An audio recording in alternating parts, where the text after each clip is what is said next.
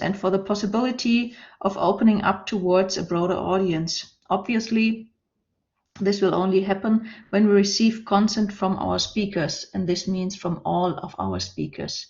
If just one speaker will not agree with it, we are not allowed to publish it. Finally, this conference is mainly for and by students. Please respect one another for their exceptional and remarkable effort of making this happen. Some of them will be presenting for a larger audience for the first time, so please keep that in mind. Because this is very important that students have the chance to present and to get to build up their own network and to have the chance to present their research, their work experience. Okay, welcome again to this session of ConNext 2022. Where we will learn more about conservation conversation. Given the fact that most of you already know the ConNext history from previous sessions, Friederike and I would like to jump the excursion how ConNext came into being. We hope you are as curious as we are. Let us now kick off this fourth session. Like always, we start with a keynote speaker. Let's ConNext. I'm really proud to introduce our today keynote speaker, Stephanie Auffret. Stephanie, I apologize, we don't know each other. However, I hope that you are okay that I Googled and collected some information concerning your professional career from the internet. Stephanie is a worldwide known specialist in the field of wood, furniture, and lacquer conservation. Stephanie received both a PhD and an MA in art history from the University of Paris and an MA in conservation also from the Sorbonne. Her PhD studies also took place in Paris and focused the authenticity of French furniture, interpretation, evaluation, and preservation. Today and in the last 6 years, she is working at the Getty Conservation Institute as a senior project specialist. Her current projects at the Getty are about the cleaning of wooden gilded surfaces, recent advances in characterizing Asian lacquer, and the cleaning of acrylic painted surfaces. Before, she worked for a long period as a furniture conservator at the Winterthur Museum. Earlier stages of employment led Stephanie to the Museum of Fine Arts Boston, the Metropolitan Museum of Art New York, to historic New England at Haverhill, as well as a private conservation studios in France. Furthermore, Stephanie is coordinator of the ICOMCC working group Wood, Furniture and Lacquer. Stephanie, we are very happy to have you here. The floor is yours. Thank you very much for this kind introduction. Can you all hear me fine? Perfect. Yes. Okay, great. And I apologize in advance for my French accent. Sometimes it may be a little hard to understand. I will do my best. So good morning for people like me in LA, or good evening for all of you in Europe. I would like to start by thanking the organizers of this conference, especially Professor Angelika Hau, for inviting me to speak to you today, as exchanging with students is a true pleasure for me, has always been and will always be. I would like to share with you tonight some thoughts on the scope of conservation, which developed through what I like to call my journey as a conservator. I believe that we become who we are as people and as professionals through a variety of encounters and experiences. You will discover that as you move on through your life and career, and I encourage you to be adventurous and to be open to a variety of experiences, as it may bring up considerations that you would not have thought about before. My own journey started 25 years ago in France in private practice, to then take me to the United States to historic houses, medium-scale and large-scale museums, treating furniture and wooden artifacts, and teaching graduate students. My current position at the Getty Conservation Institute now brings even more opportunities to interact with different cultures around the world, becoming more and more aware of cultural differences. My first work experience, sorry, I have to remember to flip my slides. Okay. My first work experience in a private studio in Paris exposed me to one approach of conservation, which aimed to bring back the object to what was believed to be its original condition. The goal was to make the object more authentic in the sense of closer to its original intent and condition. Yet I quickly questioned such an approach versus one that would consider preserving traces of age. After a few years, I decided to move on to other adventures, including the one of working on a PhD on the very topic of authenticity. My interest laid in the meaning of the concept and how our actions as conservators affect its preservation, which I will get back to shortly.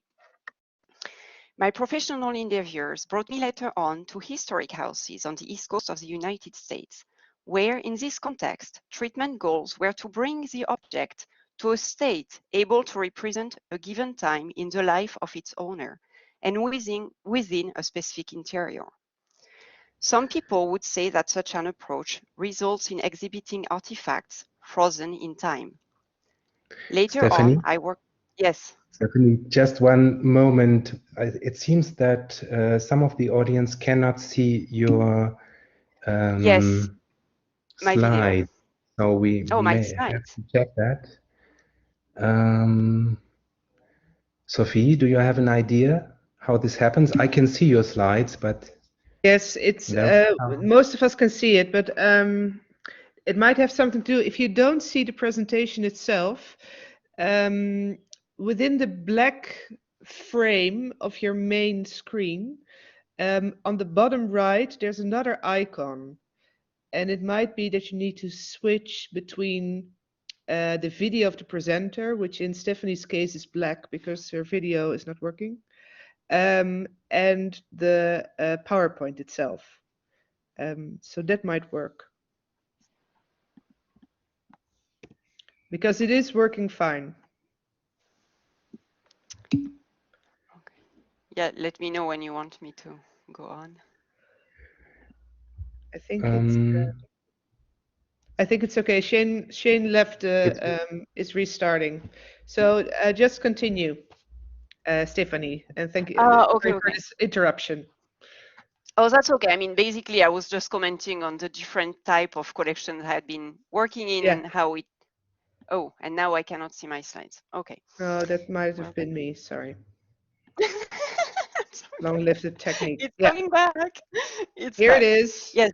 So I mean, the point, the whole point was to say how, you know, working in different environments, you're exposed to very, very different approaches and requests, you know, of conservation.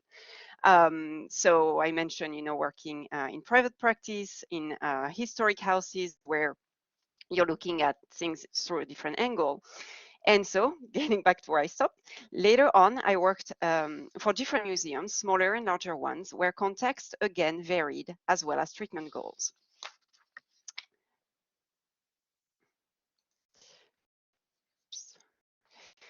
Today, I would like to reflect on through three angles of thinking, exploring the relationship between conservation and authenticity, time, and context. Contents draw from my PhD research on the authenticity of furniture, as well as recent thinking on the preservation of decorative surfaces and the necessity to connect various stakeholders, such as conservators, curators, and communities. So here is where communication comes, and it's so very important to consider all the stakeholders we have to deal with, not just conservators.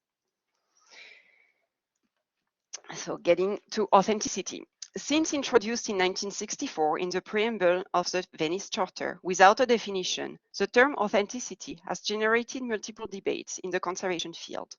At the time, it was stated about historic monuments that, I quote, "the common responsibility to safeguard them for future generations is recognized. It is our duty to hand them on in the full richness of their authenticity," end of quote. In the 1970s, the World Heritage Committee requires that cultural properties proposed for the World Heritage List pass what was called the test of authenticity. The NERA Conference on Authenticity was organized in 1994 as a direct result of the extreme difficulty for practitioners to interpret this nebulous concept, giving birth to the NERA document on authenticity. Participants attempted to define specific criteria to evaluate the authenticity of cultural heritage, for the first time taking into consideration cultural diversity. 20 years later, the topic was revisited specifically in the Asian context, highlighting the continuing complexity of putting into practice the concept of authenticity in specific cultural contexts. These past years, we have seen a growing concern over our field being often dominated by Western approaches that may not always respect cultural diversity. And I will get back to that further on.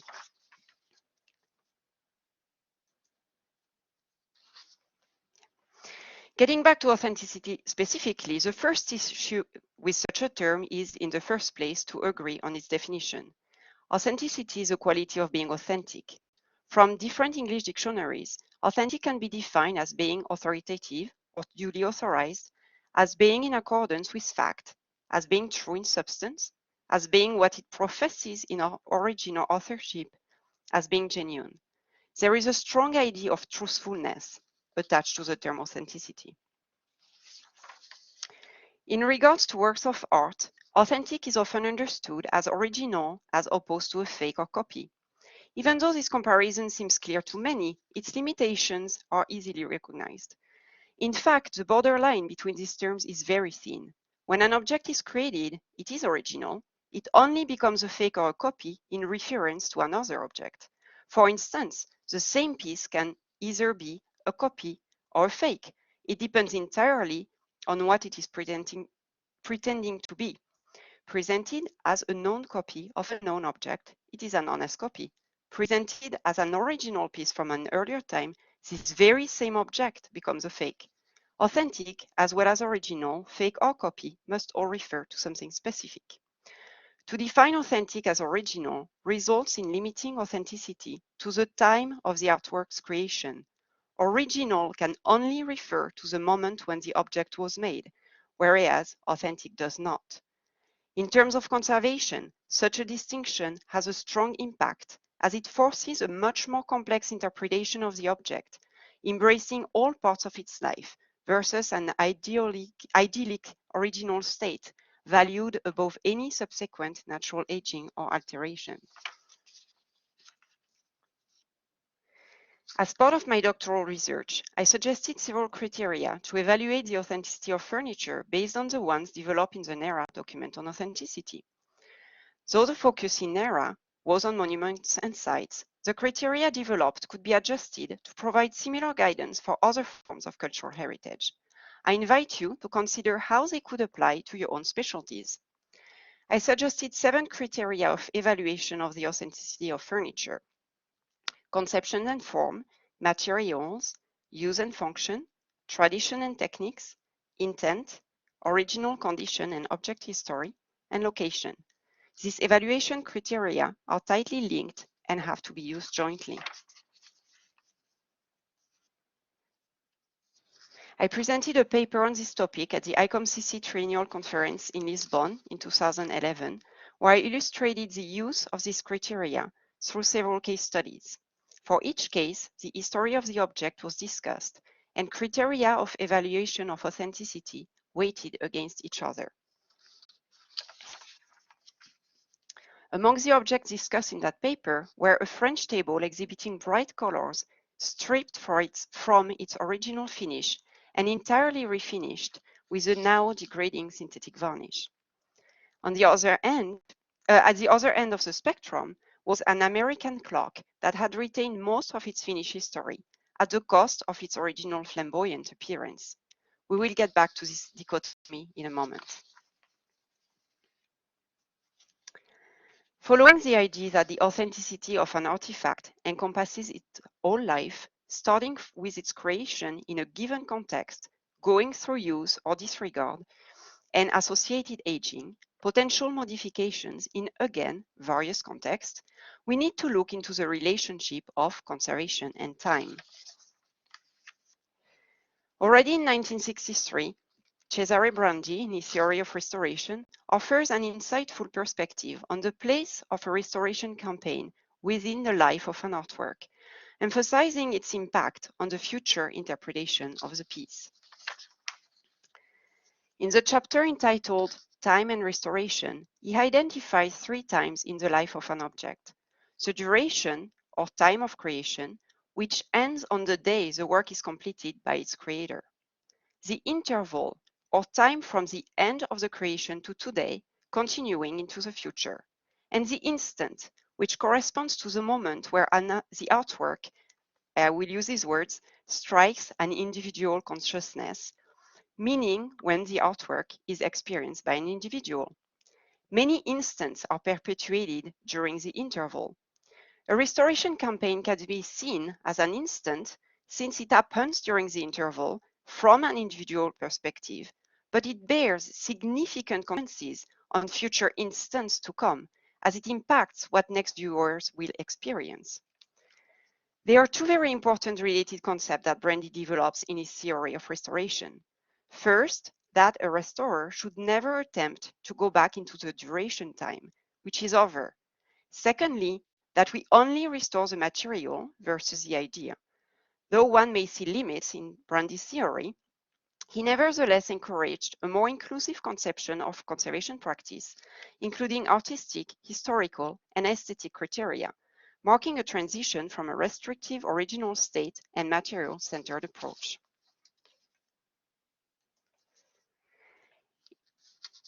In a former paper published in 2014, I applied Brandi's approach to interpret the history of the 2 pieces of furniture we saw earlier.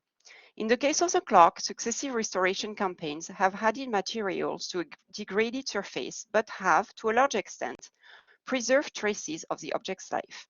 The object is not experienced today as it was created, but there was no attempt to go back into the time of creation, and the preservation of past materials allows for their future study. With the French table, the situation is very different, as the object was stripped from its prior finish to create a surface different from the original one through the use of other materials, while erasing traces of age. Such an approach easily brings to mind Viollet-le-Duc's famous statement defining restoration as, I quote, a means to re-establish a building, in his case, to a finished state, which may in fact never have actually existed at any given time, end of quote. Clearly here, the restorer has created a state that has never existed before. Without judging the success of such an intervention, it has undoubtedly strongly impacted the future interpretation of the object.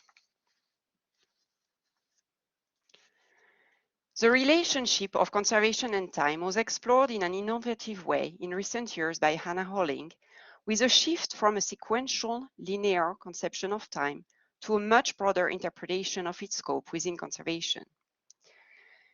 She refers to the temporal analysis of French philosopher Henri Bergson, whom rejected the concept of time as a linear entity, considering instead the notion of durée, meaning duration. Holling explains the concept of durée as, I quote, the movement of time itself, the permanent, unstoppable changing of things. Durée is based on the idea of a present involving a past and an anticipation of the future, end of quote. She proposed to apply this idea to the understanding of time in conservation and to artworks as entities enduring in time, subject to a continuous, indivisible flux of change. Within such a conception of time, the past preserves itself endlessly within itself, while the present passes.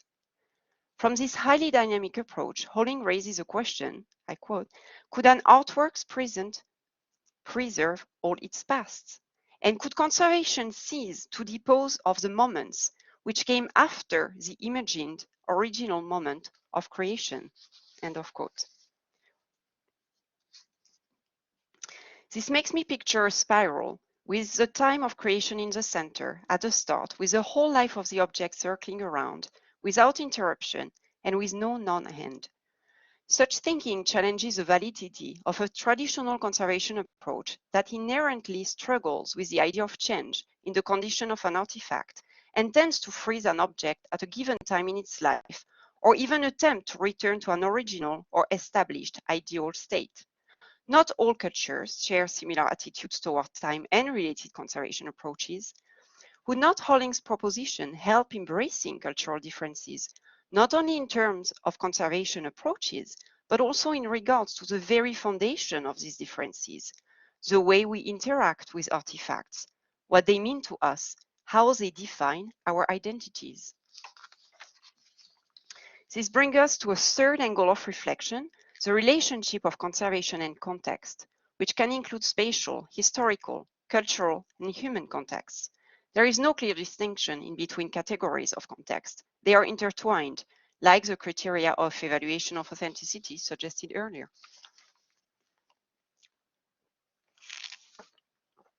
An international expert meeting held in March 2018 at the Getty Center on the topic of the cleaning of wooden gilded surfaces provided interesting insights relevant to this topic.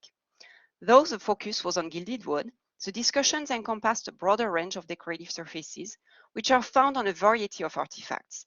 Objects of all scales, sculptures, furniture, frames, altarpieces, and architectural elements within private and public buildings. They surround us from earlier times to the present, anywhere in the world, and as such, allow us to consider any type of context. But even within the same context, we can witness different levels of recognition attached to various types of artifacts. A concern raised repeatedly during the meeting was the gap, at least in Western cultures, between the value attached to preserving decorative surfaces and that attached to preserving the fine arts. We discussed the example of a church in France where the level of attention given to figurative paintings was distinctively higher than that given to decorative surfaces. In many instances, more interest is given to the appearance than the materiality of decorative surfaces. Raising awareness of conservation alternatives to those who interact with these decorative surfaces could have value. Here again, this idea of communication. As an influential factor in the conservation decision is the scale of the artifact to be treated and its spatial context. Treatment choices to treat an entire church interior cannot be the same as for a museum object. One needs to take into consideration the time needed, the conservation team size and its background, the cost and the applicability of a treatment scenario. Another factor is the interaction of the community with the artifact. We discussed the example of the treatment of decorative surfaces in churches in Brazil, which in several instances were partially or entirely repainted with inappropriate materials, such as alkyd paints over original water gilded and painted wood. It is important to understand the motivations of such past treatment campaigns, which have been initiated mostly by priests in order to provide the community, especially during the sacred festivities, a sensation of renewal through fresh-looking painted surfaces. In this example, the sculpture group has been restored to a level of brightness that provides the community this sense of renewal. The treatment of the surrounding gilded surfaces appears to have been taken less far, the focus being directed towards the patron of the church, Our Lady of Conception. During the expert meeting, the group discussed the value of dialogue and guidance from conservation professionals, which raised two interesting points. First, the need to clearly identify the various stakeholders involved, as well as the conservation policies applicable to specific situations. Secondly, the need to raise awareness of the value of preserving surfaces amongst the identified stakeholders as well as communities. For instance, a unique legal framework of Brazil's State Prosecution Office allows a community to publicly defend something of historical importance before the state attorney, which can provide legal protection. This may be an isolated situation, but it illustrates the role the conservation community can play. In the UK, the Attingham Rediscover project represents a successful experience of active public involvement in the preservation of the nation's cultural heritage. This initiative has been one of the first conservation projects to actively invite visitors to join in the debates and discussions that the project team were faced with, asking them questions, not just passing on facts. As a result, the number of visitors had almost doubled since the start of the project 15 years ago, before the pandemic at least, with the added benefit to raise awareness of the importance of preserving cultural heritage. Still in the UK, the Victoria and Albert Museum in London promoted the understanding of different approaches to conservation by exhibiting in an interpretation room a pair of stools in opposite conditions. One left intact, while the other were brought back to its original gilded scheme and original upholstery. This highlights how treatment decisions greatly depend on context and the story to be told. During a trip to China before the pandemic, the conservators I met generously shared their treatment approaches, such as their preference for using traditional materials to treat objects, while preserving an aged appearance and not replacing elements in the absence of a reliable source to reproduce them. This resonates with practices in Japan, where national laws prohibit restorers from making changes to cultural properties, as reported in a 2008 publication on the conservation of Asian lacquer, in which lacquer master Shoshai Kitamura explains that, I quote, "When changes are unavoidable in treatment, a special report is required. If the object's original appearance needs to be seen, a replica is made." End of quote. In Western cultures, we tend to use conservation materials that differ from the ones present on the treated object, often in the name of the principle of reversibility, but also to be able to differentiate original materials from various treatment campaigns. Nevertheless, it is my understanding that in some cultures, the materials used in the manufacture of cultural artifacts can carry spiritual significance, and that traditional techniques of the applied arts can be regarded as intangible cultural properties, such as Asian lacquer in Japan. Such cultural beliefs may lead to the use of traditional materials and techniques in conservation treatments, among other motivations, such as material compatibility and non-aging behavior of certain materials, as well as the continuity of craftsmanship skills and knowledge. And when it comes to the conservation of heritage from communities who may need to physically interact with their cultural patrimony, I am thinking, for instance, of ceremonial masks or clothing in Native American Indian or African communities. We may want to consider the idea of change in the object versus the one of damage, as beautifully articulated by Heidi Swerenga in this recent issue of the GCI newsletter, which raises interesting ideas that may challenge our conservation approaches. I invite you in your own journey as conservators to consider the importance of preserving the intangible as much as the tangible values of our cultural heritage. In my journey as a conservator, I have witnessed many attitudes toward conservation decisions, from aiming to bring back an object to its supposedly original condition by erasing traces of its passage through time, to freezing an object in a specific state to tell the story of a given historical context, to the do as little as possible approach to preserve the maximum of an object history and allow for further study. There is not one right approach. Each case is unique and depends on what the artifact means to us, how we want to interact with it, and what story we want it to tell us and to generations to come. Though we can learn about objects through their materiality, and we physically act on material only, the human dimension cannot be forgotten. It is also important to remember that each culture experiences its cultural patrimony in its own way, and this is to be respected. Thank you for your attention.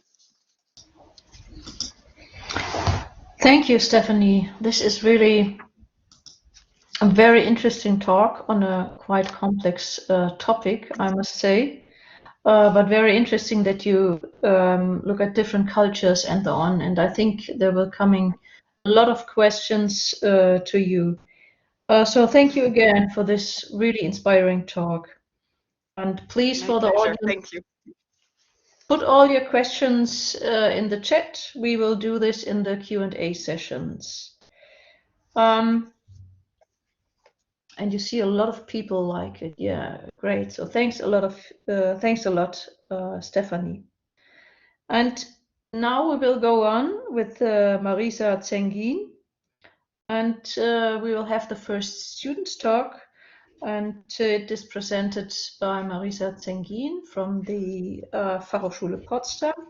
Her paper is based on her master thesis and highlights the challenges of the development of a concept for the presentation of severely damaged panel painting, as you already can see in the slides. With the aid of visualization,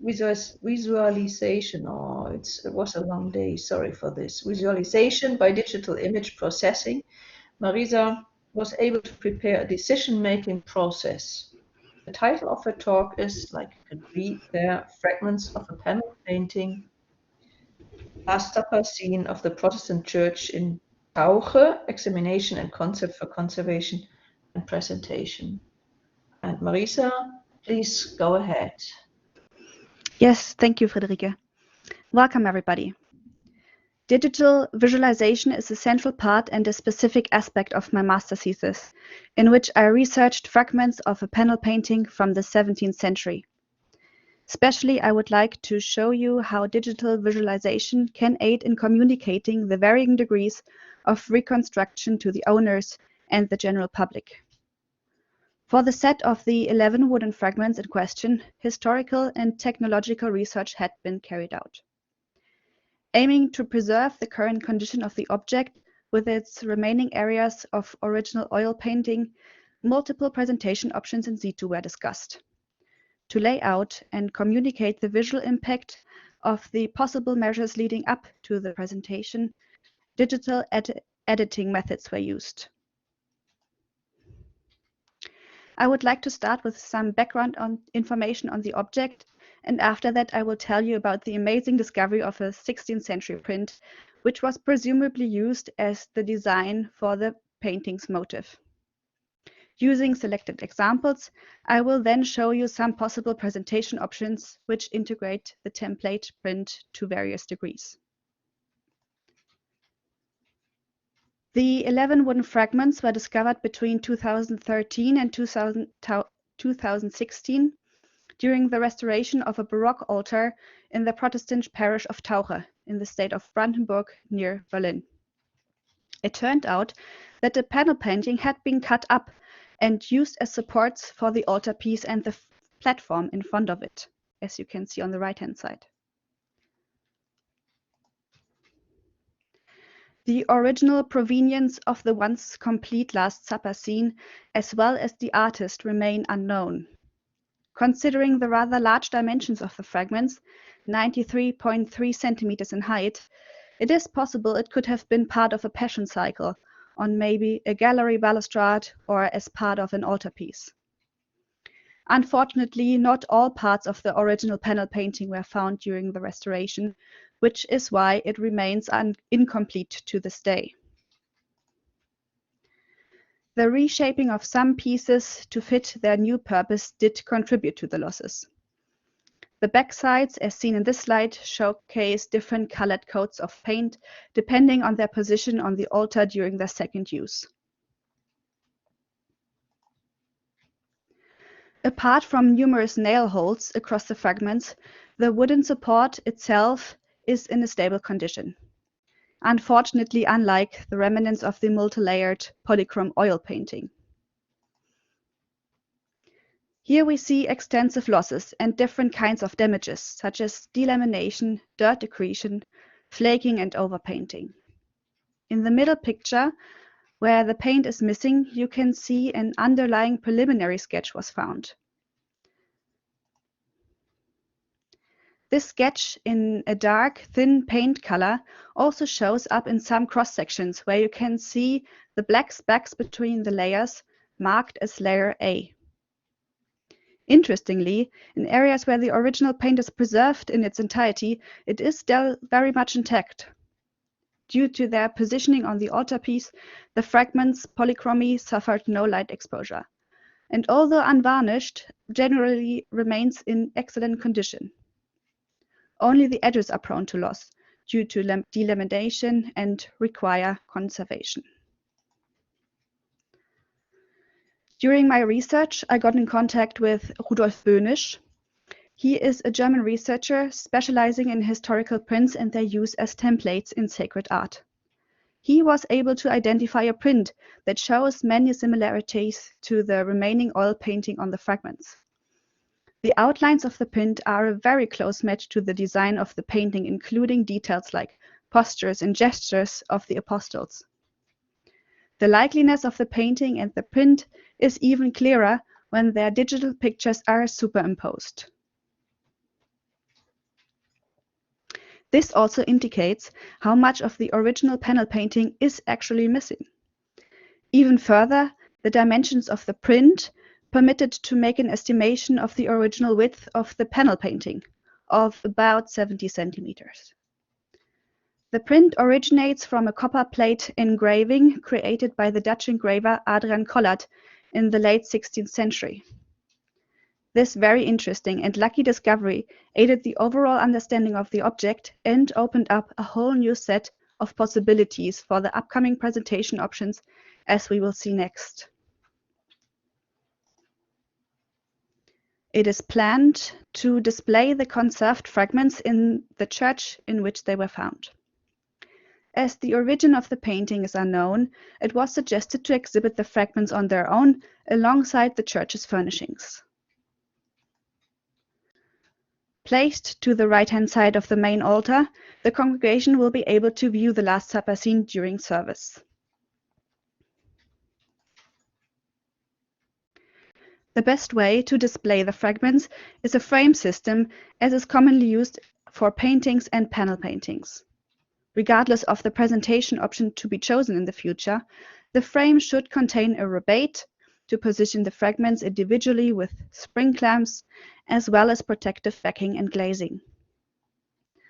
With the necessary precautionary measures taken into account, the panel fragments can once more be presented publicly. Before any reconstruction can be attempted, some ethical problems need to be considered very carefully. For this object, no polychrome reconstruction is ethically justifiable, as this would negate the object's history and its losses that are an integral part of its specific values. Even more so, a reconstruction would suggest that it can be based on known facts, which in this instance is not the case. There is just too much material missing. While the 16th century print shares many similarities with the panel painting, there is no proof that this exact version of the print had been used as a template for this particular piece of art. Furthermore, the print naturally gives no indication of how the artist of the panel painting would have transferred and interpreted the template, and what colors he would have chosen. To avoid speculation, the print must be used as carefully as possible in the digital visualization process. To showcase the balancing act that comes with every possible construction measure, digital visualization methods like layering and editing were used. On one hand, the prepared visualizations helped the developing of the options of visual reconstruction, which vary from no intervention at all to different kinds of additions. On the other hand, they also show the changes of the panel painting for the multiple presentation options. Firstly, they illustrated the changes in the panel painting's appearance. Secondly, they aided in communicating the measures required for implementing the varying degrees of aesthetic completion, utilizing the discovered template. And thirdly, they also helped to communicate the changes of the specific values of the object, such as art, historical, rarity, and research values. As shown in the first option, merely the conserved panel fragments are presented. The fragments are either displayed by themselves or in some instances are reattached to each other. It is debatable whether the missing gesso base layer could be reproduced based on the technological analysis. But as stated before, a reconstruction of the polychrome paint layer would be pure speculation. This option requires the least amount of addition and therefore is least interventive. It displays the fragments in a way that allows the appreciation of the object, including its historical changes and natural aging. However, the missing wooden panels, as well as the gaps between some of the fragments, could be distracting for the viewer, who might focus more on the missing parts than on the preserved painting in its remarkable condition. So, in order to bring the aesthetic value of the painting more into focus, a reconstruction of the wooden support, including the gesso layers, might be considered. To harmonize the distracting areas of loss even further, light retouching of the edges of the painting layer might be applied. In order to better reveal the design of the painting, the outline of the 16th century print might be utilized. With the tracing of only the outlines of the print, maybe with even less detail as shown in this picture, the overall concept of the scene's design could be made accessible. This would also pick up the concept of the underlying preliminary sketch that was found underneath the polychrome paint layers, as I have touched on before.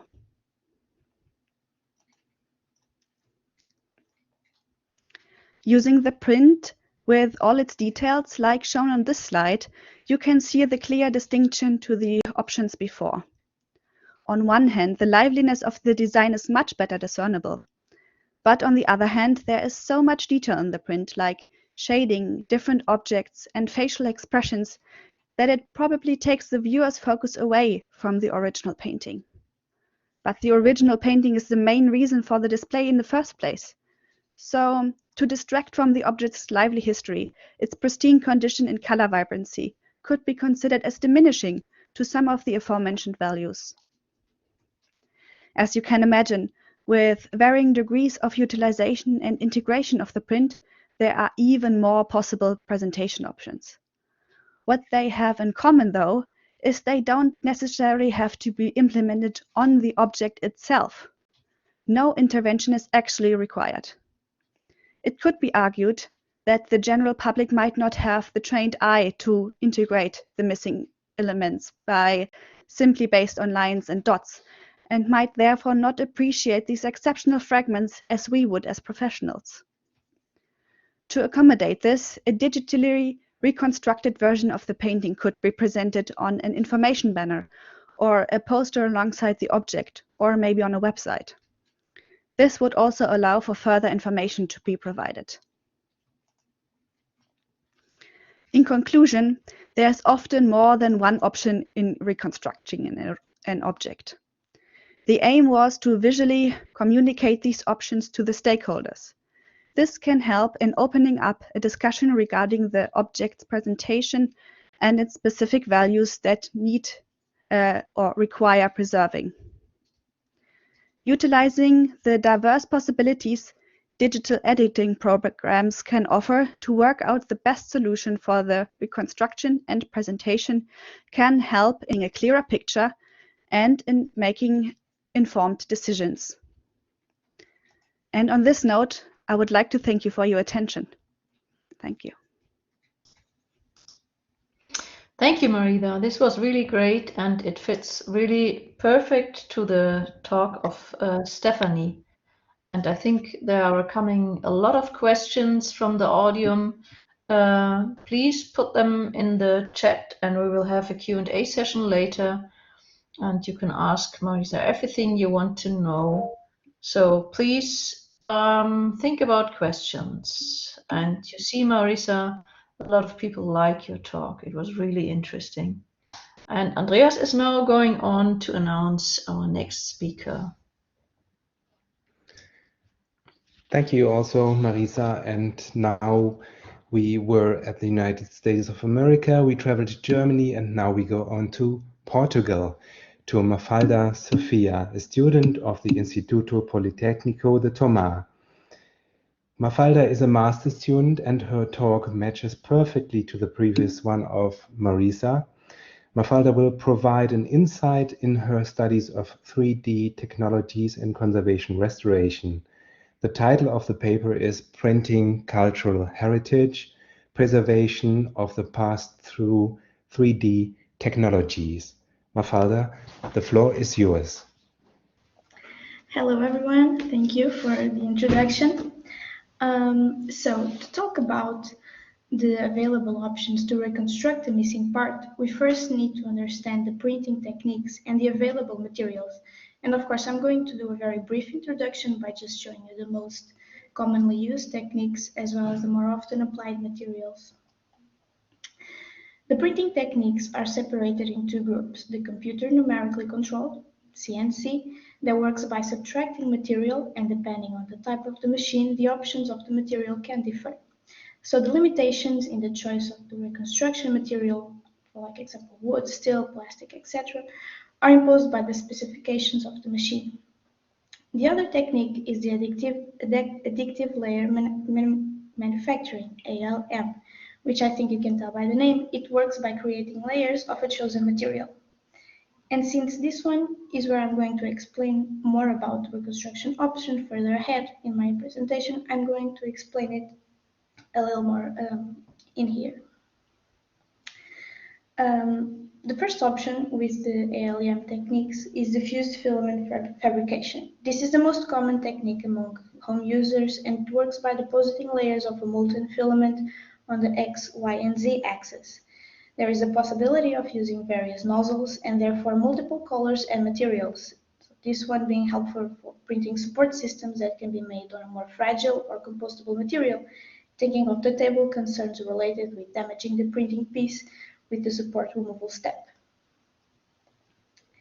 This next one is the selective laser sintering. This technique sinters plastic materials such as polycarbonate or nylon and ceramic or metal powders that are wrapped in a thermoplastic resin. It creates the object by passing a laser that warms up a thin layer of powder. This process that has the advantage of not needing support systems, since the powder itself works as a support system. Stereolithography uses a tank filled with resin that polymerizes when exposed to light.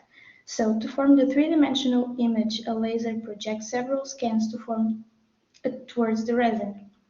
And as a finishing touch, the object can be then exposed to an ultraviolet light. Unlike SLES, this method may require support systems, but it can achieve a greater level of detail and layers thinner than human hair. The last one is the laminated object manufacturing. This last technique uses a system that traces the form of the object on thin layers of a material that are glued on top of the other automatically. Normally, this machine works more with metal sheets. So, comparing these techniques, we can see that there is not a perfect one. For example, SLES gives the user a great complexity of the form, but it's the most expensive one. On the other hand, FFF is the easiest one to use and the more affordable option. However, it does not have such a good form complexity as SLES. Regarding the materials, and just to give an idea, for the FFF technique, there are two most used materials, which are PLA and ABS, and although they are very similar, their functionalities are easily distinguishable. PLA has an organic origin and therefore is more eco-friendly. It is easier to print, and besides being weaker when exposed to high temperatures, it can generate more complex shapes, and it's excellent for more geometric ones. In terms of appearance, it has one obvious disadvantage compared to ABS. It does not allow the surface to be smoothed easily with acetone. On the other hand, ABS, that is a petroleum-derived and therefore has a strong smell during printing as a negative point, its application is more directed towards mechanical objects and require a great resistance to physical forces and heat. However, his strong structure makes it more difficult to print, and it can lead to printing defects such as wrapping and cracking. Before moving on to the reconstruction options, it's important to remember that besides always having to adapt the method to the situation, the quality of the result will always differ depending on the quality of the material, the printer, and of course the settings related to the printing itself, such as speed, temperature, layer, and infill thickness. Moving on to the reconstruction options, it's important to remember that besides all this, moving on to the main part of the presentation, that is the options for reconstruction lost elements, the starting point will always have to be the object. So the process is started by scanning it. This way, all the information about the object is computerized. It's from here that different options begin to emerge. The digitalization can be archived and serve as a source of information for both the conservator and future generations. However, we are looking for ways to return the lost part to the sculpture, and therefore it's necessary to go ahead and make a 3D modeling of the missing parts. The gap area can also be scanned with 3D scans, whether it's a laser or any other system, so that the new parts fit perfectly into the gap area. And in case of having an identical part in another area of the sculpture, this process can be helped using photogrammetry. So having the missing object in a digital form, 4 different paths can be followed. The first one, and maybe the simpler one, is a virtual display of the reconstruction close to the sculpture. That way, it can be shown to the observer how the work would be in its fullness without actually introducing any physical change to the work, leaving apart some questions related to material compatibility. The next one is the reconstruction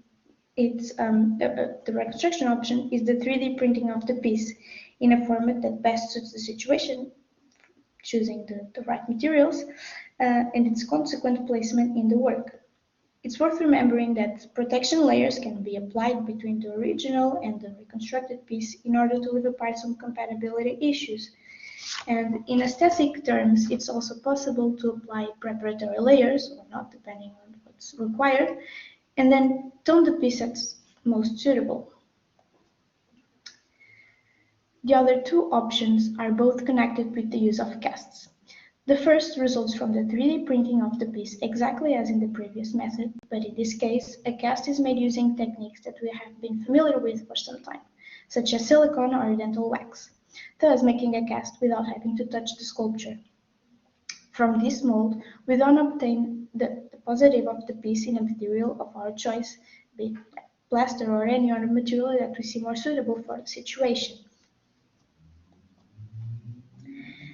The last option that I present to you, because with these technologies the options are vast, all that's needed is a critical analysis of the piece and its needs.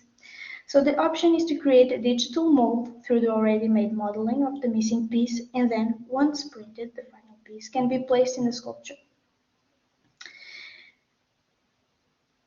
And in the same way as the previous one, the material that is put in the cast is chosen at the best interest for both the conservators and the artwork. These last two techniques take longer to the extra steps to get to the result and may not get results as accurate as the previous one, since they go through the modeling process, and that may end up removing some details.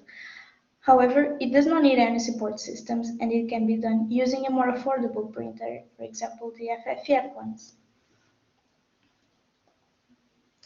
In for wood sculpture, the first thought that would come to mind would be the CNC printing, as this creates the new piece already in wood. However, the world of 3D printing is quite vague and offers conservators options that should not be discarded, as by analyzing the work of art and its needs in its terms of intervention, an equally good solution can be achieved with cheaper and more accessible means. This does not mean that we should start implementing 3D printing in all situations, but rather that there are interventions where 3D volumetric reconstruction can bring several benefits. And thank you all for your time. I hope that you liked my presentation.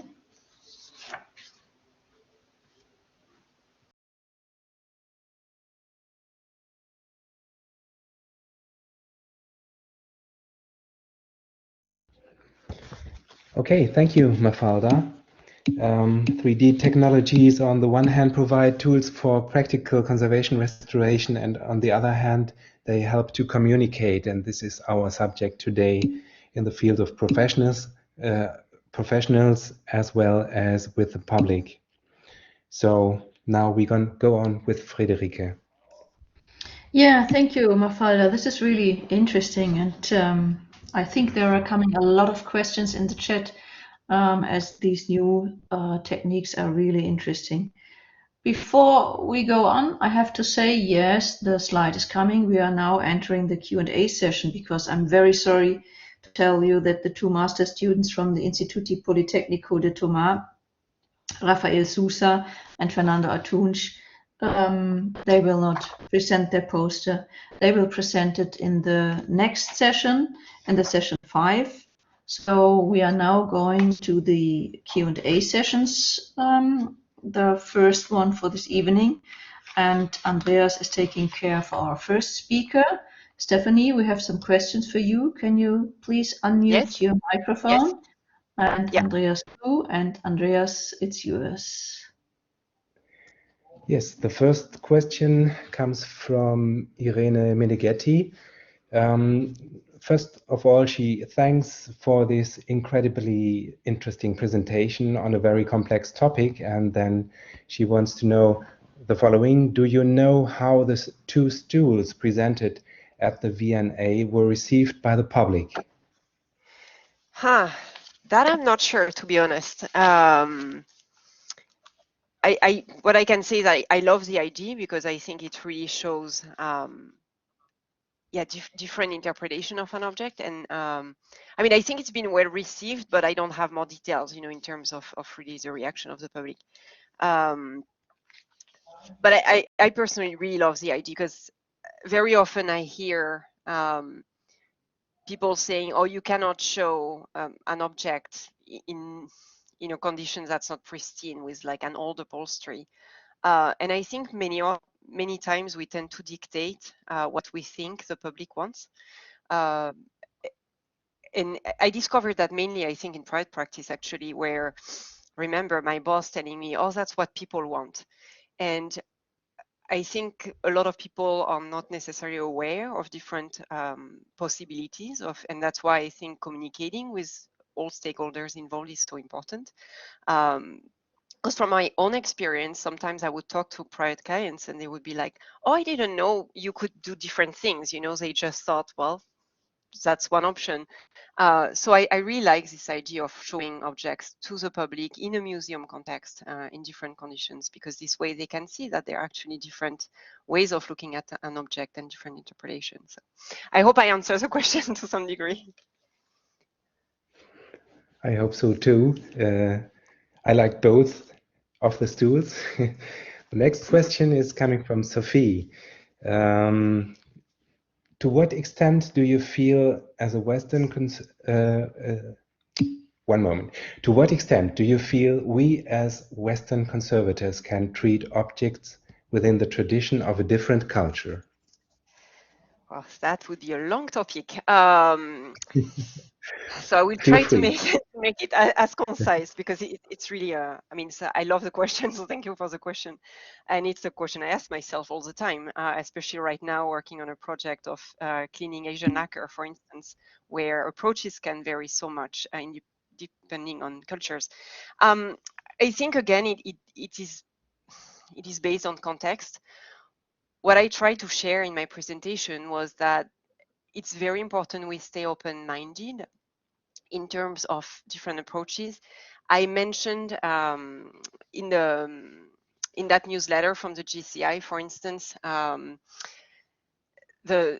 something I really love from Heidi Suirenga, who also presented ICOM-CC on that topic of this idea of accepting change in an object versus damage, like looking at things through that window of change versus damage.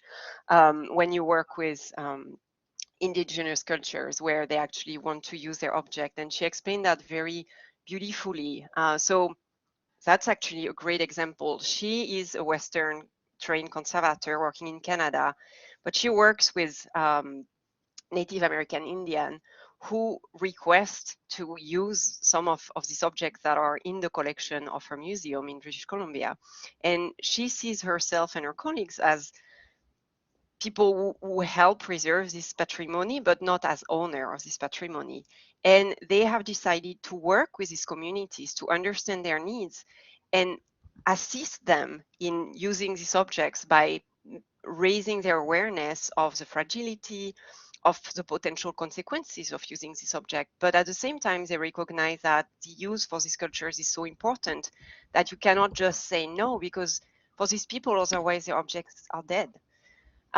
So that's, to me, one of the most inspiring lecture I've recently heard, and I really invite you to read that newsletter, because it does give you some perspective of maybe we'll have to sometimes as conservators go outside our level of comfort. I don't think there is just one answer in terms of can we or can we not treat other objects from other cultures. I think if you treat Asian lacquer, for instance, in a Western museum, you may have a different approach that what they would do in Asia. And it's okay. It's a question of what context are you working in? What story are you trying to tell? Kind of like with those tools, what story are you trying to tell? And there is not only one story. So I hope that answers to some degree this question that I could talk about for 2 hours.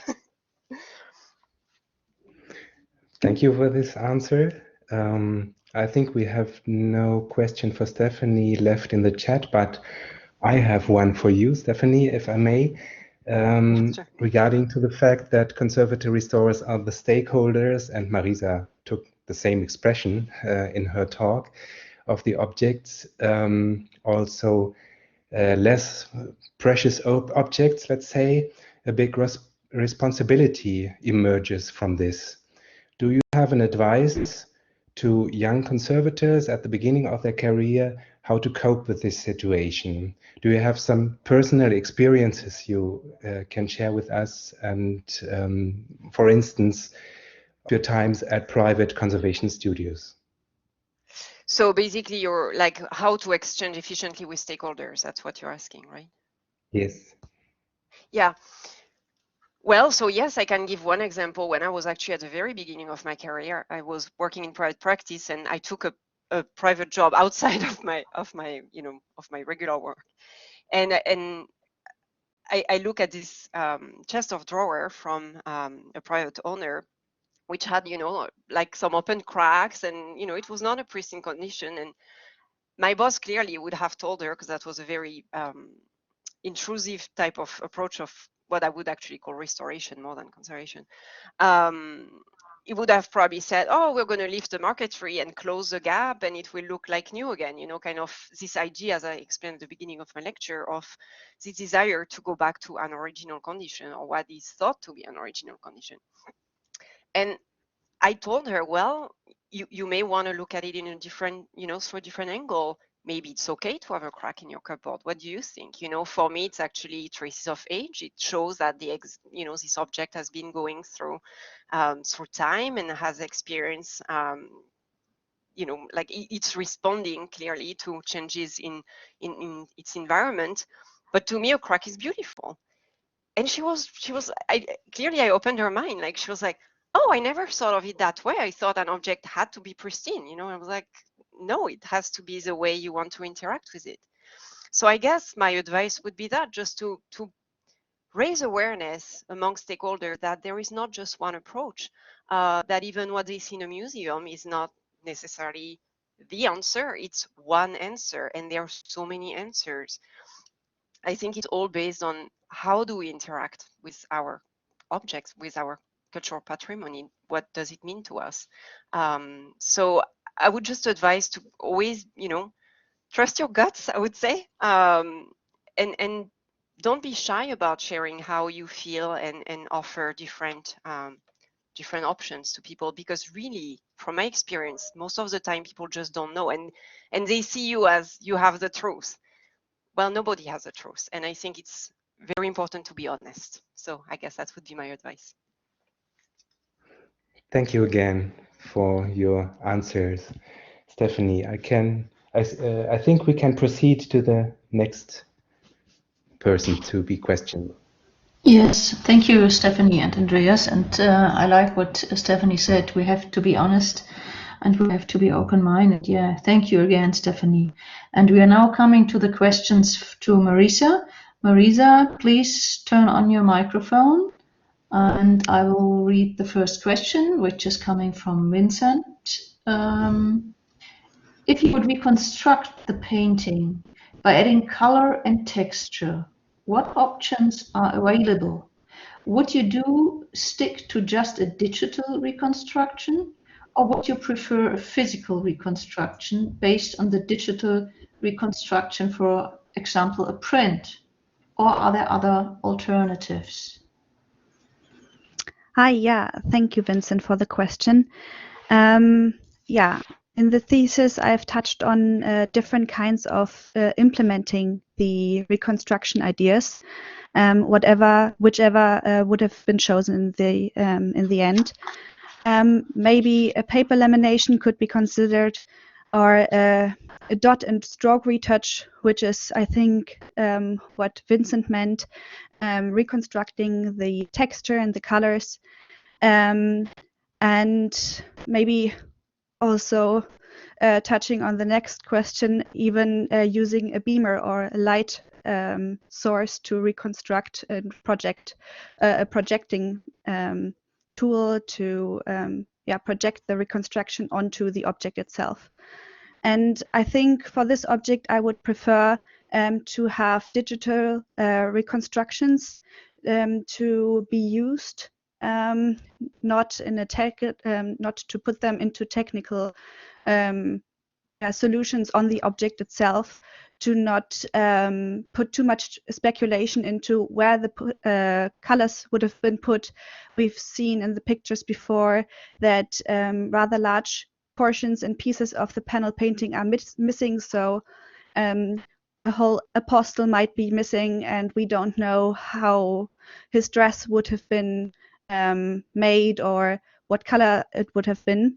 So to not divert too much into speculation, I would try to stick more to what we know and to implement more of the digital ideas, which don't have to be, like I said, physically on the object itself. Is this answering the question? I think so, and I think the next question, which is coming from Sophie, the same I would also like to ask, whether any limits financially that might have impact the decision making, as the question of how you reconstruct or what you're doing.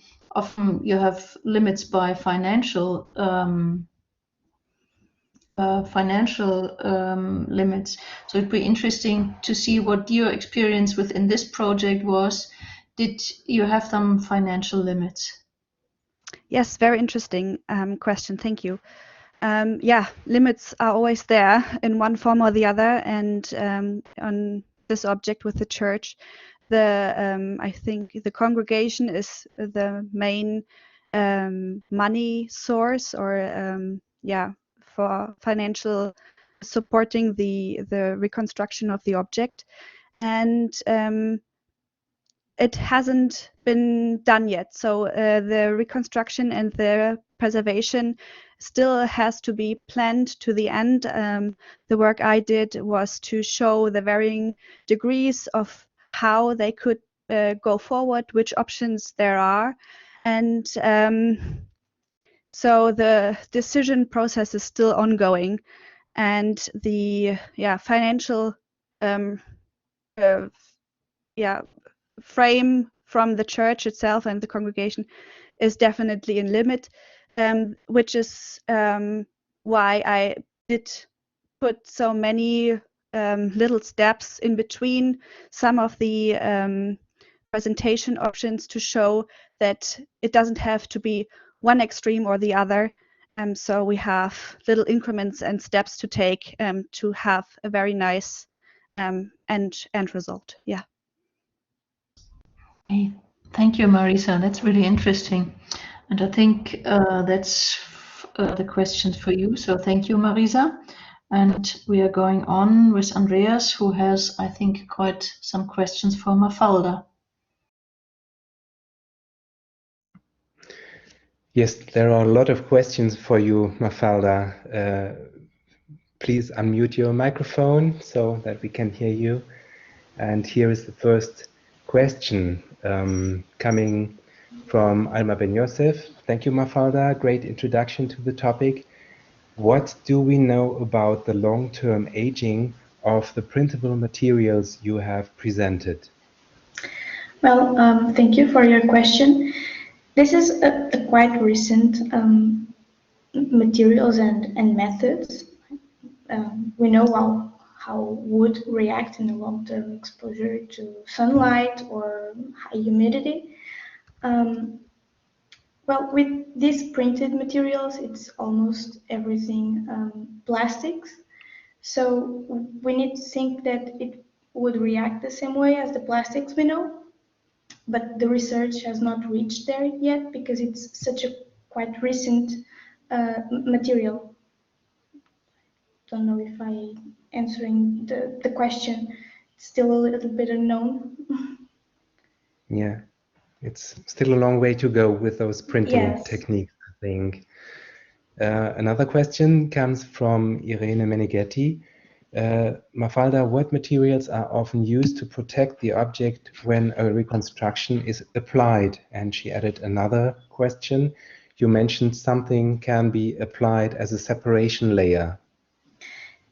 Yes, the separation layer that I was talking about was just to not put that plastics, in case of choosing the plastic options, directly in touch with the wood, so that it may occur some contamination with, I don't know, something that could transfer the, the the chemicals in that new material from the reconstruction part into the original one. So these separation layers, it can be physical, it can be like a preparatory layer, or just a protection layer like we would apply it in the end of the intervention. The protection, in the case of the ABS, it cannot be something like peralloy in acetone because it reacts with acetone, but something like that we would normally apply in the sculpture in the end of an intervention. Mm-hmm. Thank you. There is another question from Vincent. He wants to know, is there research published or currently being done that look into the chemical stability of 3D printing materials? So it's the same question like Alma already did. But did you had access to some publications you can recommend to us? Well, I've read a lot of articles about 3D printing, but they were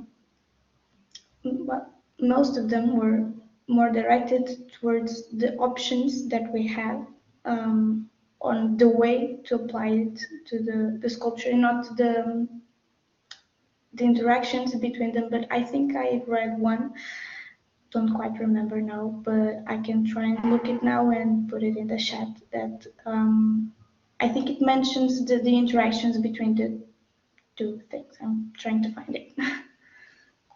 Okay, very nice. Thank you for your effort. Another question from Friederike, my dear colleague. As PLA is a very unstable material, why is it used for this technique? Do you have? Can you repeat the answer, please? The question was as PLA. So, Friederike, can you help with the with the long version of PLA? Oh, polylactide. Polylactide. You compared these two olds. You compared these two olds, one made of ABS and one made of PLA, and I was just wondering why it was used, why it was produced in PLA, as PLA is normally used for packing material for food, and it is very degradable. It can degrade within 6 weeks. It depends on the atmosphere. Well, this option is, I think, used for. It's not a strong structure. It does not make a strong structure as ABS. It's more weaker, but on the other hand, it's more eco-friendly. And the uses that I've seen it was with concerns like these ones, for things that didn't need any structure or to be really like thick and resist to physical forces, and on the other hand to be more eco-friendly and, well, less, I don't know what I mean, don't want to say plastic, but I don't know how to explain this. Yeah, I think it was more the applications that I see was because of the eco-friendly part, more than the durability. Okay, a lot of research has to be done yet, I think. Thank you Yeah. for your answers. I think those were the questions for Mafalda, and Friederike goes on. Yeah, thank you, Andreas, and thank you, Mafalda, and really interesting work you have done. And yeah, that's I could talk a lot about this, but we can go on. And now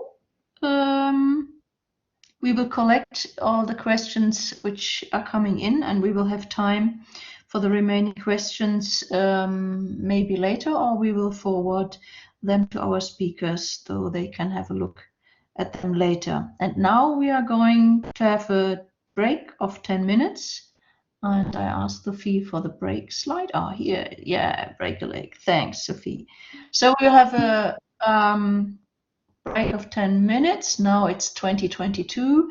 So we will see us at 2032 again. Just relax, get a cup of coffee or a cup of tea or a glass of wine or whatever, and relax. We'll see us again in 10 minutes. Bye.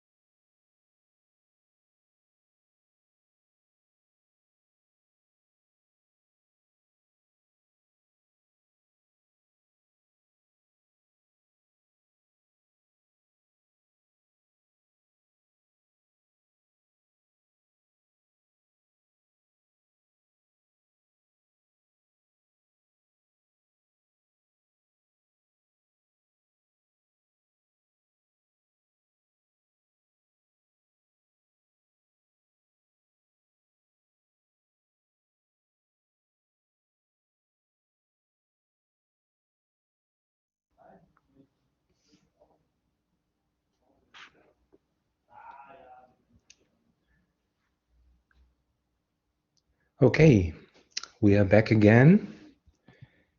Welcome back, everyone. Hope you had a lovely break over there and are ready for the next papers.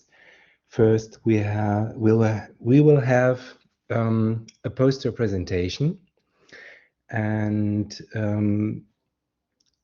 you can find all posters of ConNext 2022 virtually in a Dropbox folder, and I just sent you the link to this folder, so you can see there the coming poster of Daniela and also the posters of the last sessions. And next week you can see the other posters of the next week's session. Okay. First after the break is Daniela Reis. She's another master student of IPT. Daniela, I'm very curious about your contribution because you developed a poster dealing with housekeeping in places of religious cult. Did I get it right? Daniela, the stage is yours. Yes, yes. Can I start?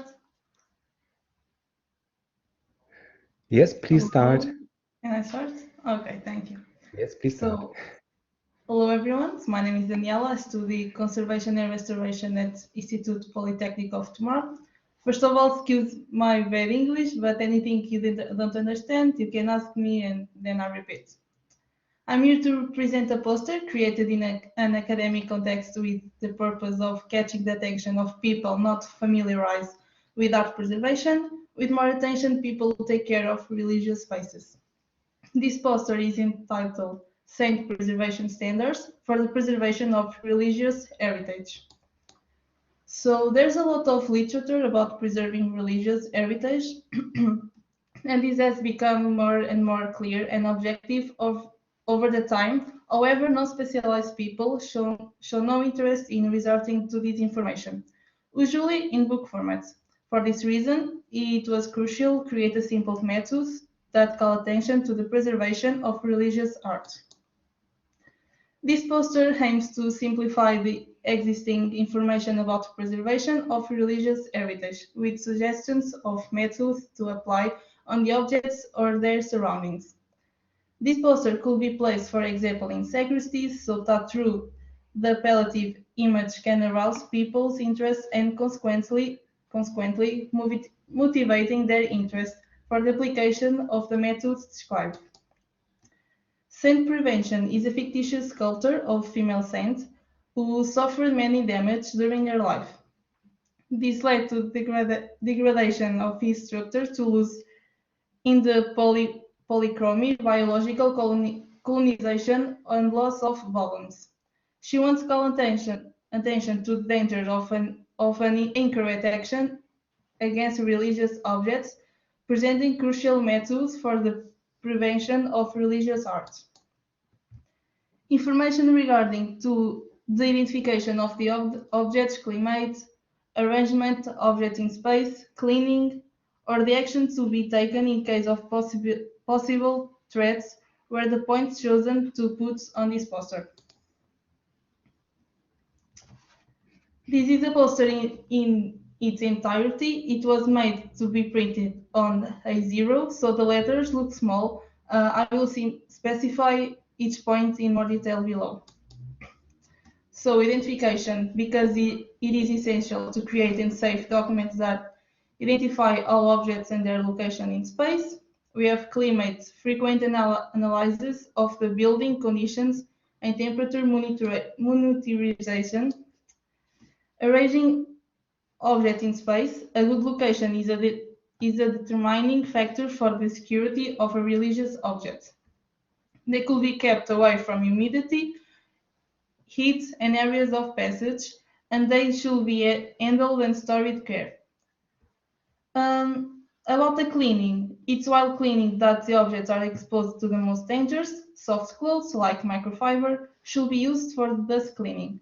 The floor should be cleaned with little water.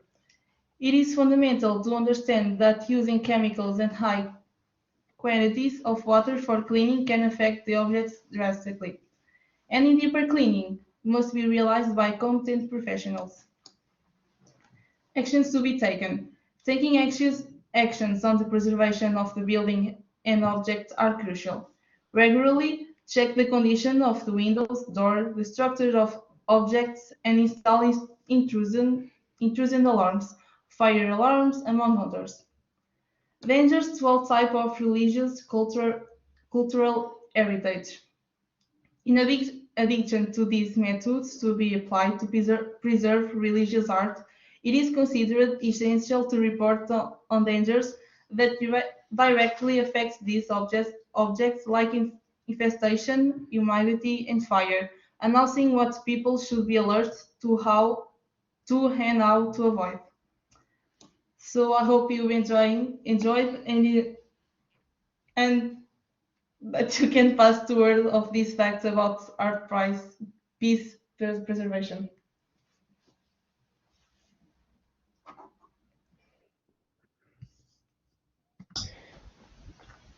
Okay, thank you, Daniela, for this very nice poster. I can imagine that there will come some more questions in a few minutes, but we have to postpone that.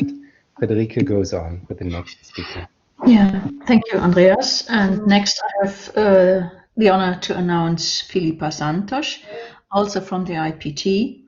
And Filipa is a master student of the IPT, and her poster, as you can see here, deal with a subject that often grows out of false expectations in our profession. She will opposite furniture conservation restoration to restyling. The title of the paper is Restoration or Restyling, the Code of Ethics that tells them apart.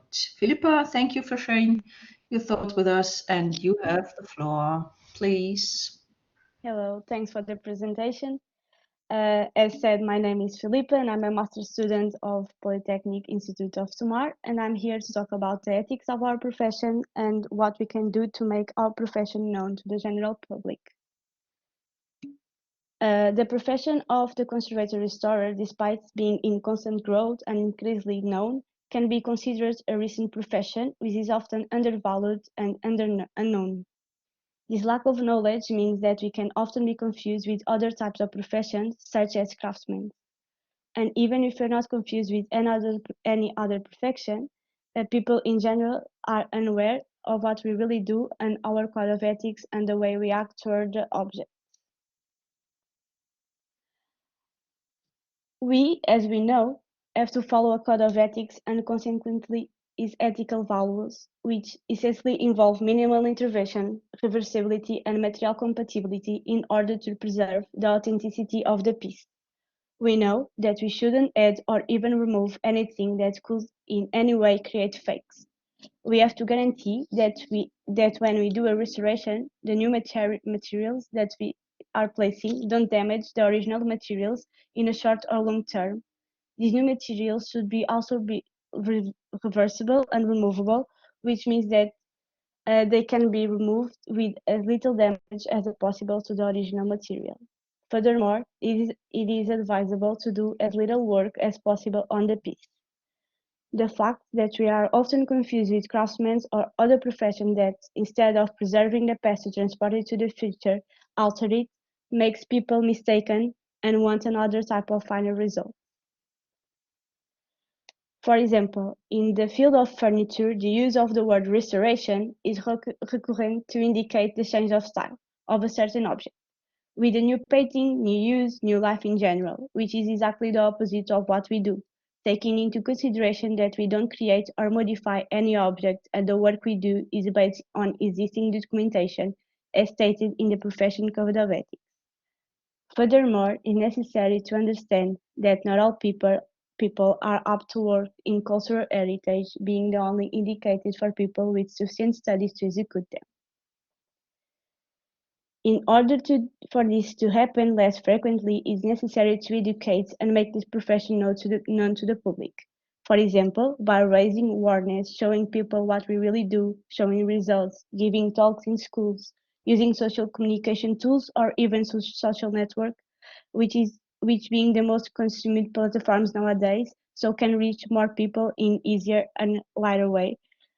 and we can having open days so that people can see our work happen in real time. This is the poster I made for ConNext, and we that have all the information I mentioned in this presentation. And that's it. Thanks for your time. Any questions you can ask me. Thank you, Filipa. That's really interesting. Again, you could see it's about conservation, conversation and conservation. Okay, thank you, Filipa. And I think there will come a lot of questions within the chat. So the audience, please put your questions in the chat. And at the end of the session, we will have time for the questions. And now Andreas is going on. Okay, we go on with the final talk of this evening already. Astrid Beling, Charlotte Hoffmann, and Ronja Fröhlich are former students of the Cologne Institute of Conservation Sciences. They graduated 2 years ago at KEYNOTE. In 2018, and being students, they started a successful social media project called Young Conservators. The following talk will deal with the outcomes of this project and the experiences of the first 4 years. Astrid, Charlotte, and Ronja, off you go.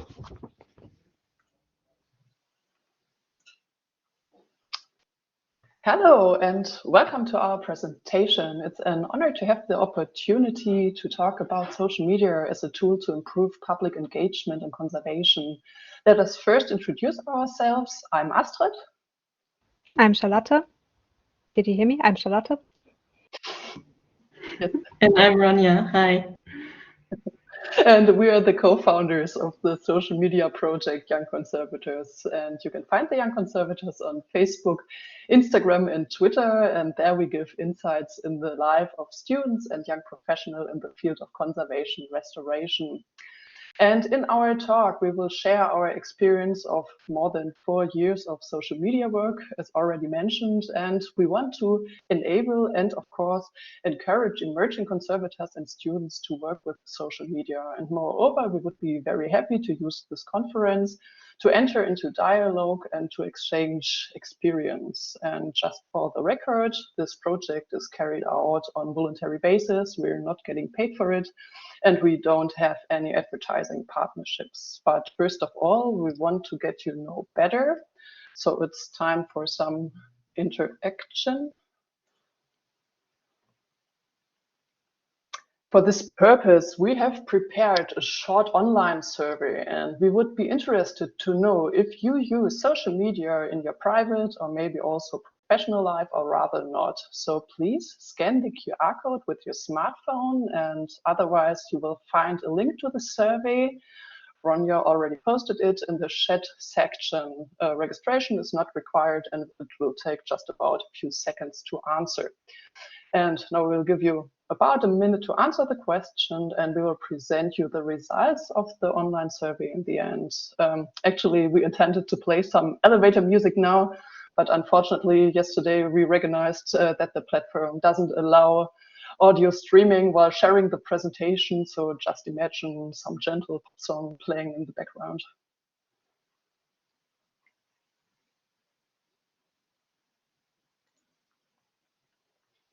For the Young Conservators, everything began back in 2018 over a coffee when the 3 of us and some fellow students decided it was time to close the gap between the public perception of conservation and actual work and training. So we started the Young Conservators on Facebook, Instagram, and Twitter, as we already mentioned, because we could not choose one or the other. And our account grew with us as we graduated from university, and today we are still posting on a regular basis, about once a week. And our aim is to provide a platform for everybody, but especially for international students and emerging professionals who want to give insights into training and their work life and want to share their diverse tasks, projects of conservation, and without the hassle of setting up your own social media account. And we're focusing on scientific examination, conservation methods and projects, and we also spread our passion and connect with international network of conservators. And with this, we want to contribute to a better understanding of conservation and draw attention to the relevance of conservation for society. And meanwhile, we are cooperating with institutions, the conservators in training from the Austrian and German Association of Conservators Restorers, universities and channels, and we also give workshops on how to use social media for emerging conservators and students. Because we believe that social media is becoming already is an increasingly important tool for communication on conservation. For example, private studios, as well as museums, universities, and international organizations like IRC are using Facebook, Instagram, Twitter, and also TikTok to enhance communication on conservation, to advertise their services, to spread research and events, or to network. And because every beginning is hard, here are some social media guidelines developed by AIC, IIC, and ICOM for an initial orientation and to help you to get started. And if this is all too fast for you, don't worry, check out the video later on YouTube.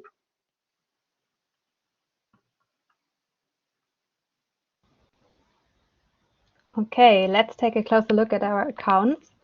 Currently, we have about 4,500 followers on Instagram, about 2,500 people follow us on Facebook, and we currently have close to 900 followers on Twitter. Since we started the Young Conservators project, all accounts have grown, and this is mainly the result of our continuous activity in posting. Starting an account is relatively easy, but keeping it going over a longer period of time takes effort. Instagram is our strongest account. The image or video-based platform is ideal for conservation, as it's also a very visual discipline. Our experience with Instagram is that the images or short videos should be aesthetic, and the corresponding text should be as short and focused as possible, preferably with an engaging or funny opening. To reach as many users as possible, the hashtags on Instagram are very useful. It's worth getting creative here and checking out which hashtags are popular. On Facebook, we don't experience as much interaction as on Instagram. So on this platform, it is possible to stay connected with the various conservation-related groups. Instagram and Facebook can be used together. One post can at the same time be posted on both platforms. This is a bit different for Twitter. Although we use the same content to share on all three platforms, we adjust the text to post on this platform as there's a limitation to only 280 characters in one tweet, including links and hashtags. Also, text cannot be edited after being posted there. In general, the conservation community on Twitter is smaller than on Instagram and mostly English-speaking. We use this platform to connect with other professionals internationally. One important and also time-consuming aspect is the interaction with the community on all three platforms, liking or reposting other accounts and also answering to comments. To manage the entire process, from developing a post to publishing it, we have decided to use some tools which might also be useful for you. To set up an efficient workflow, it is useful to work with a management platform. The platform we use allows us to organize our ideas and mark which contributions are ready for posting.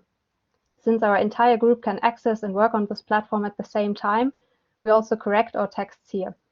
Via our laptop or smartphone, we can transfer texts or images to this platform or retrieve them from there. We don't use post scheduling tools because they don't work for all the platforms at the same time and would therefore be even more work or quite expensive. We have developed a post plan to organize our posts and coordinate which of us is responsible for which post and time period. For example, we can specify that the post on a giant spider that was discovered during an IPM inspection should be posted on Halloween. To organize all the links we want to share, we recently decided to use a micro website. With this, we can easily share different links with just one click. This is especially useful on Instagram, where sharing links is not always possible and space for links is limited. What we want to provide for you is also a realistic estimation of the time required. This, of course, varies depending on whether we get content sent by another person or prepare a post all by ourselves. But the most important is, don't underestimate the time effort. The steps usually include developing an idea, selecting and editing images or video, formulating the text to suit the platforms, gathering feedback from our group and making corrections, possibly also reaching out to cooperating partners to agree on what will be shown.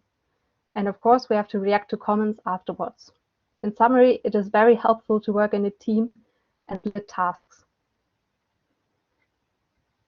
There are also some helpful tools available on the social media platforms themselves. The insights provided on Instagram, for example, allow us to see at what time our followers are most active on average, so we can choose when to post based on that.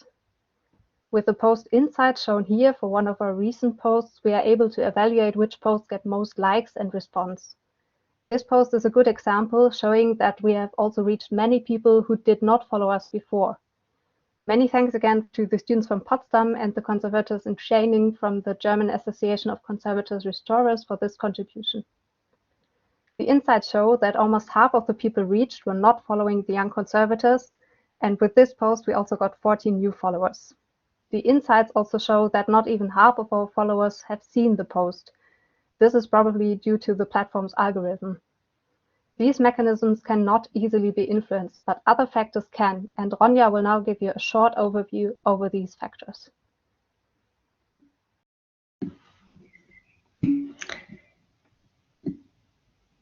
So, since time is short, I'll try to give you an overview based on what you just heard about us and our ways of working with social media.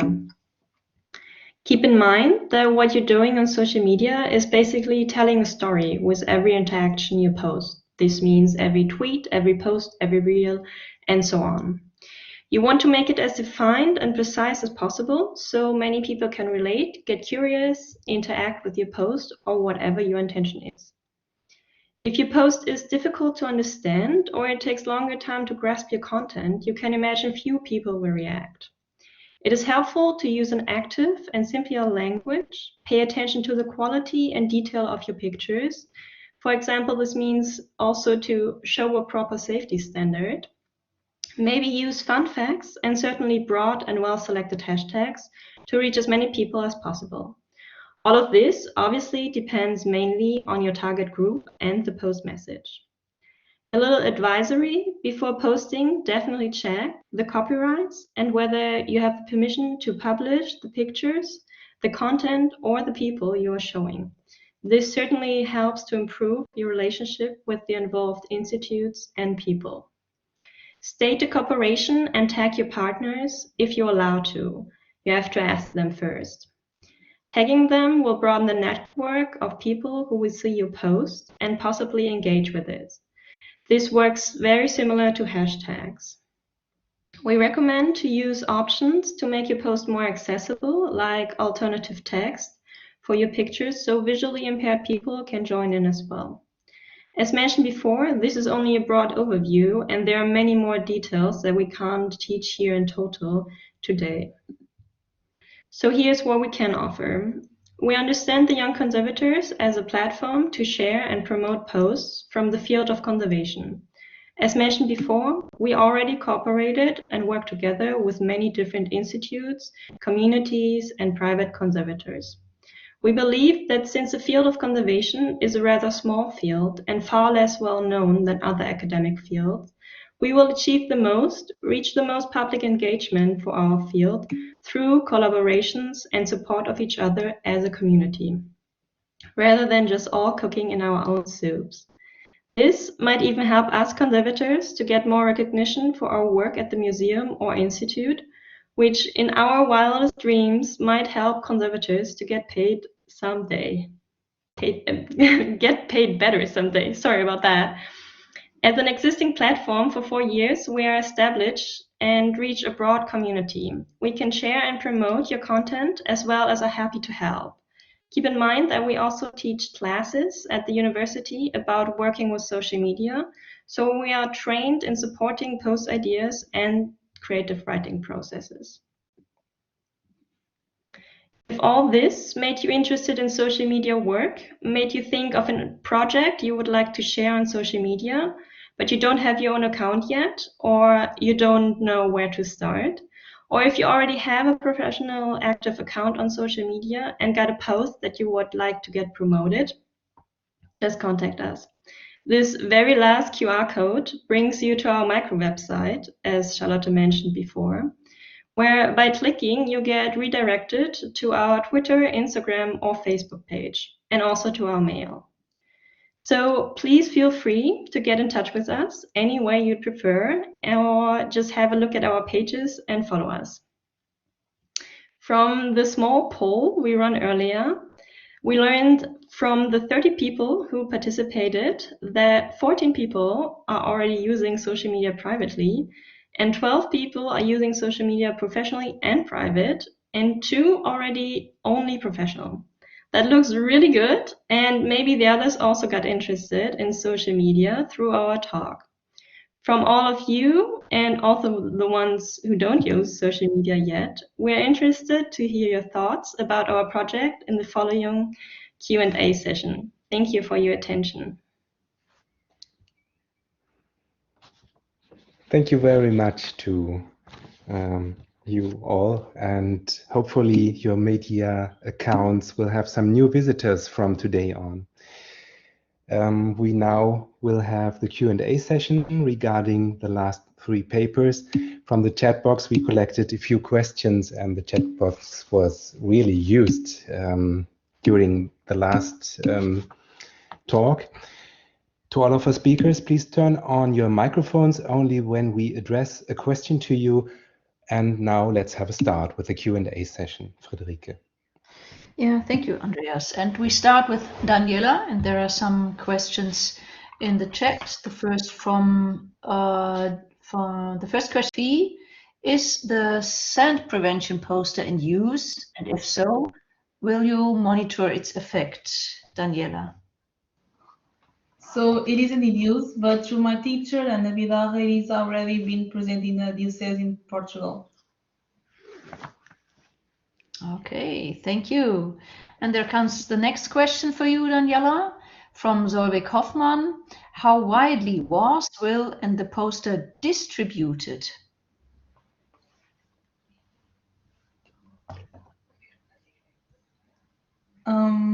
It can be applied in the sacristies, because it's direction to the people who clean the spaces and in the church. Places.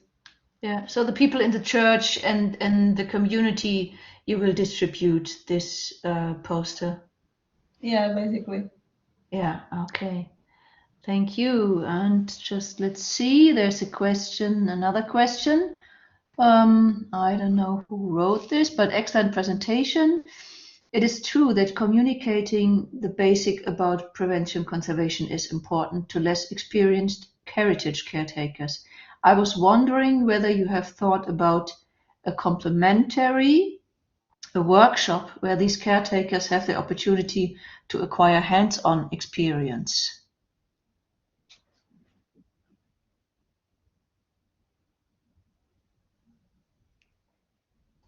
Can you repeat, please?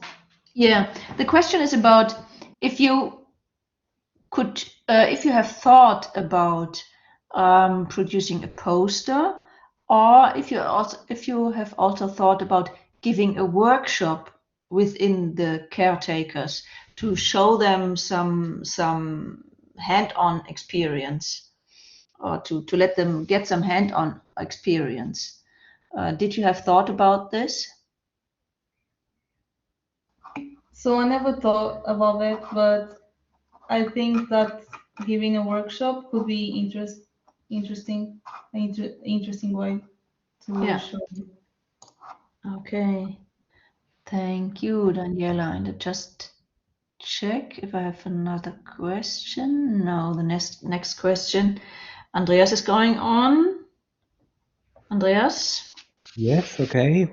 We will go on with Filipa, and when I got it right, there is no question in the chat for Filipa, but you know, we will not let you go without a question, so I decided to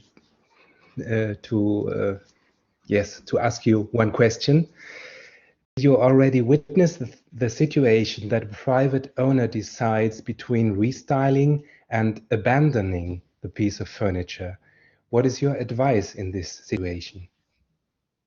I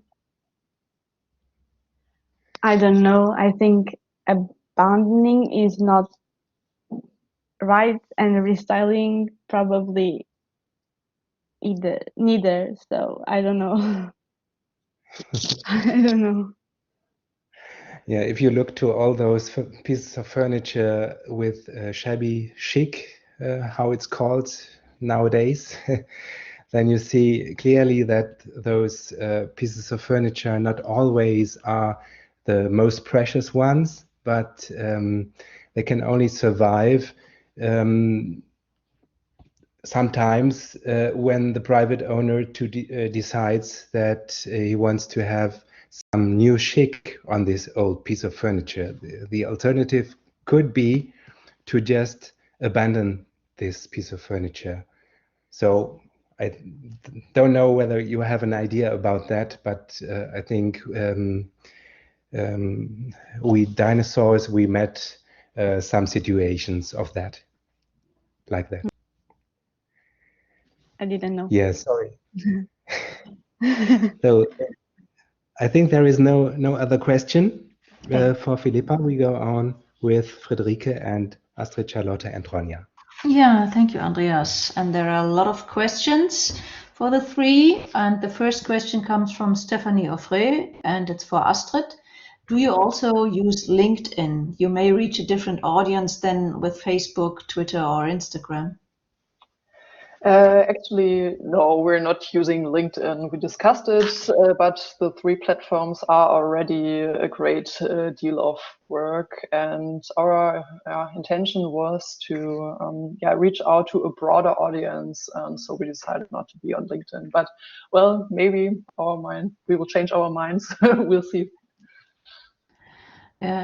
Shane Rivers, I think you all also read the chat. It's extensively used by older demographic for your young conservators. So maybe you're getting older now, you are finished university, you maybe use the LinkedIn. But let's go to the next question. What's your main target audience? Conservators in training or also general public?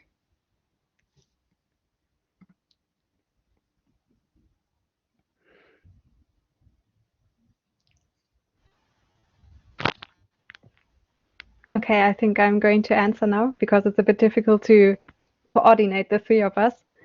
But I think it's more the broadest audience that we can get. So we are not really focusing on conservators or even young conservators. We wanted to reach the general public. I know there's no such thing, but that was our initial aim when we started the young conservators. Yeah. Okay, thank you, Charlotte. And I just scroll down. There's a question of Irene Meninghetti. Since this is essentially unpaid, voluntary work, how much time do you usually dedicate to social media? I think this is a question to the three of you.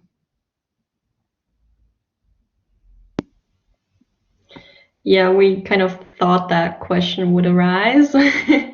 It's kind of hard to tell how much time we're actually spending on social media, as it's something that mostly we do on the side. So it might be like 5 minutes here and then 10 minutes there.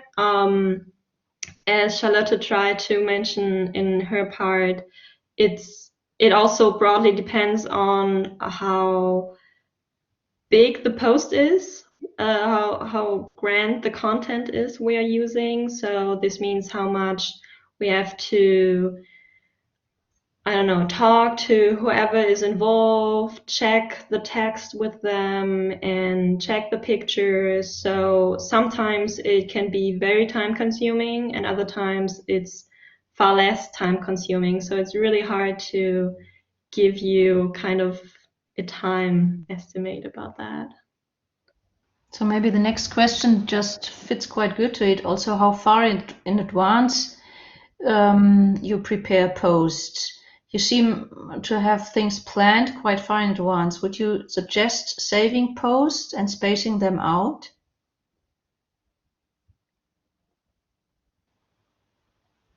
Yes, definitely to some extent, because as I mentioned, the continuous posting activity is really the most important thing. So it's of no use to post 3 posts in 1 week and then have a break of about 1 month and then start to be active again. So we try to prepare posts in advance and also try to space them. Yeah, okay, thank you. And there's another question at the Young Conservators. I sometimes go down a furniture flip, and the question comes from Sophie. I sometimes go down a furniture flip rabbit hole on Instagram. Some of the furniture flippers are calling themselves restorers, and just as Filipa mentioned, we can be easily confused. How do you think we should deal with them? Comment on their posts? I never do though.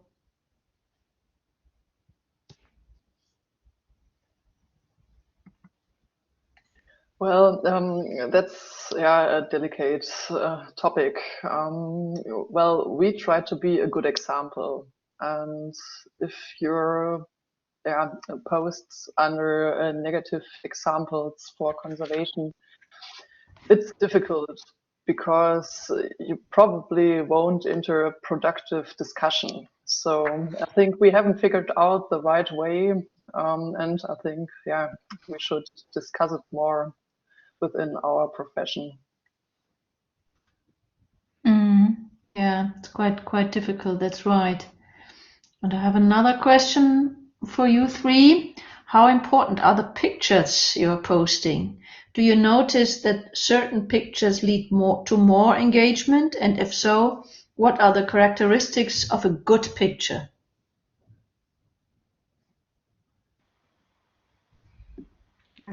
That's hard to answer. I don't know if Ronja or Astrid wanted to answer that. We recently noticed that videos, especially short videos, are really the best eye catcher. And with pictures, it's really the aesthetic. It's like when something is symmetric, is really nicely arranged, that works best. And as you said, the pictures are really the most important thing. Also on Twitter, although the platform is really text-based, the images are the eye catcher, and a post without an image doesn't work that well. So it's really important. That's interesting. Moving pictures are, they are bringing people. Okay, thank you to the three of you, and thank you to all the speakers. I think if there are some more questions, you can put them in the chat. We will take care for them and send them to the speakers. But I think we should come now to an end. It's 9:10, and I give over to Andreas. Thank you, Friederike. This brings us now to the end of the today ConNext session. Hopefully you enjoyed the evening, which focused issues of conservation conversation. I would like first to thank our keynote speaker, Stephanie Auffret. It was really a big honor to have you here. And also a very big thank you goes to all speakers of the evening, Marisa Zengin, Mafalda Sofia, Daniela, Reis, Filipa Santos, Astrid Beling, Charlotte Hoffmann, and Ronja Fröhlich. We hope that we will salute you again in one of the future ConNext activities. We also like to thank our institutes and partners, and last but not least, you, the audience, for making this event happen.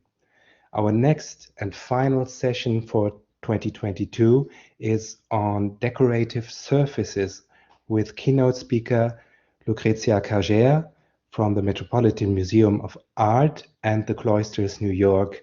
This session will be hosted by our dear colleagues Anna Bidara and Vincent Cattersail.